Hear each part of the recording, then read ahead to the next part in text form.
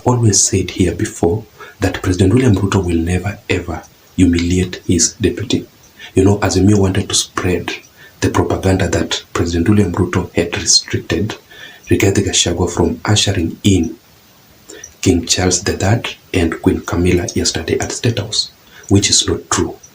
Currently, as we speak, Rigathi Gachagua and Pastor Dorcas are out of the country, and the last time I checked, they were in Germany.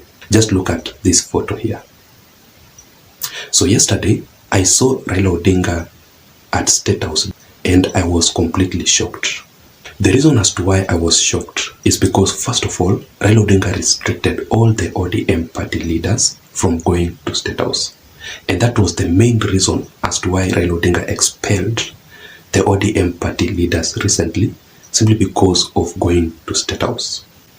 And secondly, the reason as to why I was shocked is because recently, during the African Climate Summit event that happened here in Kenya, the Wiper Party leader, Honorable Stephen Kalonzo Musyoka, also attended the Statehouse dinner. And you saw how he was criticized by Azimio supporters and leaders, saying that Kalonzo betrayed Raila Odinga and Martha Karua and the entire Azimio La Umoja alliance. So let us wait and see, now that Raila Odinga was in Statehouse, if Azimio will criticize Raila Odinga and if they will say that he betrayed Azimio. And thirdly, the reason as to why I was shocked is because it was actually the first time Raila Odinga going to Statehouse since he lost the previous 2022 general elections to President William Ruto, which he has not yet accepted up to date. But of course, he was invited by President William Ruto to that particular event. You can see how good President William Ruto is. Imagine the situation if Raila Odinga was the president of the Republic of Kenya. Do you think he would have invited William Ruto to Statehouse for that particular function? I really doubt. Imagine the situation if Uhuru Muigai Kenyatta, the former head of state, was the president of the Republic of Kenya. Do you think he would have invited William Ruto to that event? Of course not. The main reason being that William Ruto is not a dynasty. I strongly believe that the people who would have been invited, people like Gideon Moi, because he comes from the Moi's family, Raila Odinga, because of the Odinga family, and of course Uhuru Kenyatta, because of the Kenyatta family. And I came across this amazing tweet from someone called Bianca, who says that the chief hustler himself, a child of a nobody in the history of our country, became somebody, and he is now dining and walking side by side with the king. Also, there is somebody who sent me a message yesterday on my WhatsApp number saying that, "Hi Jason, I am Azimio La Umoja Alliance supporter from Homa Bay, but I must give credit where it's due.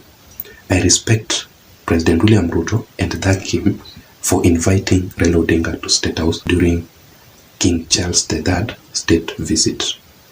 Leadership and politics are two different things.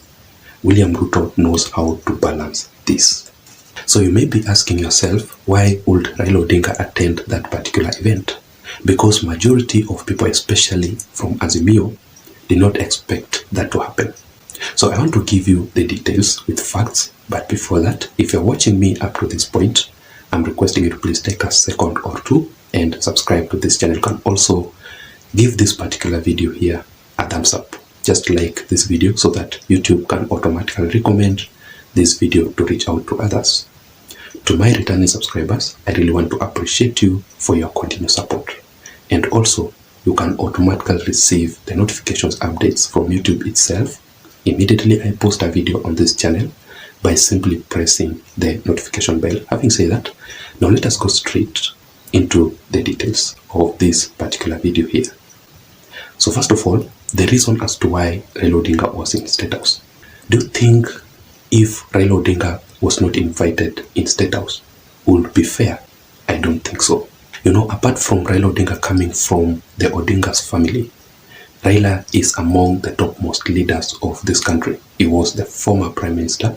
Raila has also represented Kenya out of the country. Like, for example, he was the African Union High Representative of Infrastructure and Development in the entire Horn of Africa, and also Raila Odinga would respect him as the opposition leader of this country. So basically, what I'm trying to say here is that we cannot have such a big event without inviting Raila Odinga.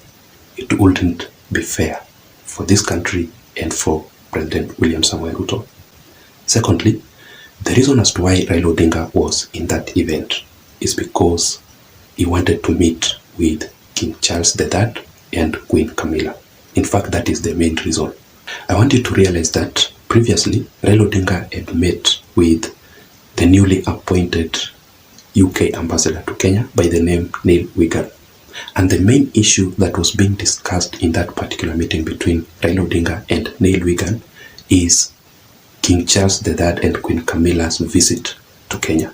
So basically, Raila Odinga had prepared himself very well to be among the leaders who will usher in King Charles III visit to Kenya. And finally, why Raila Odinga attended to that event, it is because of the recent political relationship between William Ruto and Raila Odinga. And I came across this particular article from the Taifa Leo newspaper, which says, "Huyu sio Raila wa kawaida," meaning the way Raila Odinga has been conducting himself with William Ruto recently, you could clearly tell that there's no bitter grudge between William Ruto and Raila Odinga. And that simply explains as to why Raila Odinga has been so silent. He has been so quiet. That is why Azimio la Umoja Alliance supporters and leaders are calling out Raila Odinga to lead the demonstrations or the street protests, because he has been so silent, or just to say something concerning the current issues going on in Kenya.